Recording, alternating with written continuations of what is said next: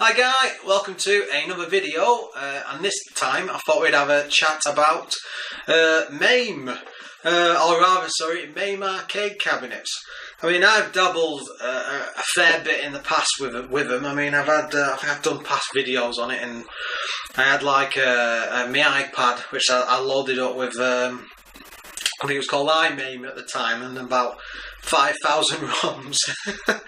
And then I went and bought the iCade, which was like, it's all showed off. Go and have a look in the previous. If you just search iCade, you'll see it. It was an awesome little unit. I've still got it tucked away in the back room. And the iPads, I mean, that was a few years ago. iPad's still, hang on, still tugging along quite happily. But I mean, my first proper experience with MAME, beyond like emulating on a home PC, it must have been about 2007, 2008. It was before the whole YouTube craze took off. And I was looking online for ages because I always wanted an arcade machine, and I was like, at the time I was on a ground floor flat, full access through the doors and everything.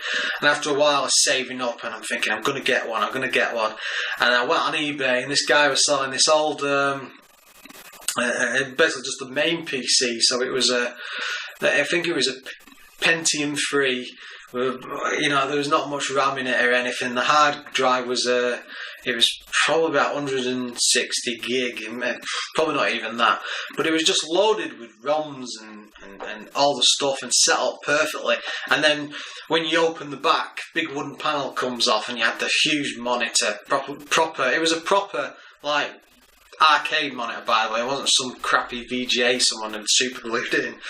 But it was all linked down the back, and then it had all like, I can't remember what it was called, but it had like a special circuit board you could get at the time, which converted all leads off to USB and whatever for the PC to talk to. And it was an awesome setup. It smelt a bit. I don't know, it was just the wood on the cabinet. I think it was rotting after a while. And I drove, I live up near Manchester, and I drove all the way down to, I think it was like Devon way.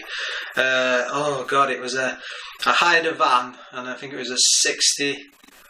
I think it just for fuel alone cost about 65 quid. Anyway, it cost a lot of money to get all down there and hire this van, and went down there and I roped a mate in. He still hates me to this day. And we went down, drove all the way down there, and I saw it in this guy's house, and I was just like, the eBay pictures just weren't enough. You saw it and you thought, it looks okay, but in person, it was just absolutely fantastic. It was all nice gloss finish and all shiny stuff. I've not even got any pictures of it. It's all in my memory now.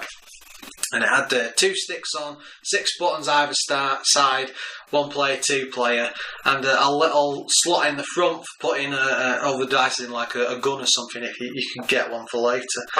And we pulled it out of this house and put it in the back of this van and drove it home, and I kept it for about 3 or 4 years. And life being what it was, I moved somewhere else, and there just wasn't room for it. But by this point, sadly, and it's one of them things I've realised with stuff like MAME, if you've got a choice of playing thousands of games, you hardly ever play any. I can remember sitting there, I had a little bar stool in front of it, and I'd sit there and I'd play a game. I'd play it for about a minute, and then I'd skip to the next game and play that for about a minute, and then and you just keep going and going and going and going. And after a while, I maybe built up about 10 decent games I play every so often, and things like Golden Axe, Donkey Kong, all the classics. But after a while, you just go, I don't know what weird. It's because if you've got too many, it's just you get bored of it. It's just weird. I have the same problem now with anything that's emulated. I've got a NES card loaded with, an SD card loaded with NES ROMs, which I've kept for years to use on my Retron, but I never really played it except for the odd one once in a blue moon. Whereas I always find if I've got the originals, I'll play them more, because it's just more involved in sticking them in the cart, getting the original game, sticking it in the cartridge slot and playing it. You commit more time to it then. It's more of an event. But yeah, sadly that was that was it for the MAME cab, and I always thought after, if I was to get anything else like that again, I'd stick to like a single cabinet with a single game in, or maybe like is it Java? No, is it Java?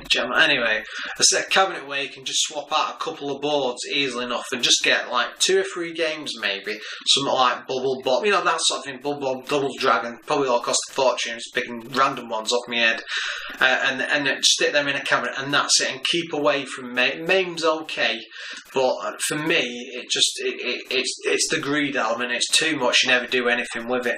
I mean, I've always wanted a Play Choice 10 cabinet, the old NES one.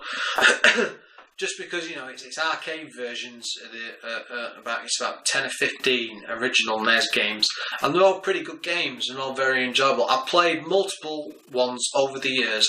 I'd really love one with a nice big screen on the front and then a little monitor with a game select above it. I played a few of them. I think the last one was at a game show a couple of years back. Actually, no, it was earlier this year. Oh my God, my memory's going. But it was absolutely fantastic. And the thing is, in the UK, they're so hard to get. The Play Choice 10 were just rare as anything over here. But in the US, I think they're a bit more easy to get your hands on.